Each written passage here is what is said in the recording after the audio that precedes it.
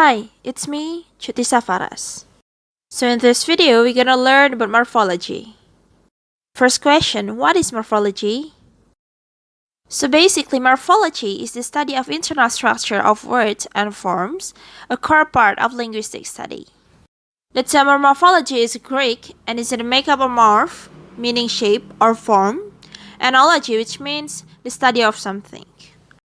Morphology is a subdiscipline of linguistics was named for the first time in 1859 by German linguist August Lakers, who used the term for the study of the form of words. Now, what is word? Word is the smallest independent unit of language. It's called independent because first, do not depend on the other words. 2. Can be separate from the other units. 3. Can change positions. For example, the man looked at the horses. S is a plural marker, depend on the noun horse to receive meaning horses in a word. Can occur in the other positions or stand on its own. So here's the explanation. The horses look at the man. The question, what is the man looking at? The answer is horses. Words are thus both independent, since they can be separated from the other words and move around in the sentences. And the smallest units of language, since they can be only units of the language for which this is possible. And there's also the morphemes, the building blocks of morphology. Words have internal structure built even the smaller pieces. For example, simple words don't have internal structure, only consists of one morpheme, like work, build, and run. They can be split into the smaller parts which carry meaning or function. Next, we have complex words, have internal structure consists of two or more morphemes, like worker, affix add to road work to form a noun. There are two main types, free and bone. Free morphemes can occur alone, and bone morpheme must occur in the other morpheme. An example of a free morpheme is bat, and the example of bone morpheme is lee. It is bone because although it has meaning, it cannot stand alone. It must be attached to other morpheme to produce a word. So bat is the free morpheme, lee is the bone morpheme, and the word is badly. When we talk about words, there are two groups, lexical or content, the function or grammatical words. Lexical are called open class words and include nouns, verbs, adjectives, and adverbs.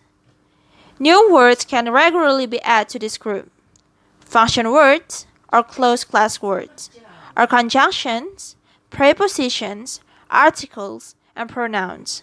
And the words cannot be are, very, rarely add to this class.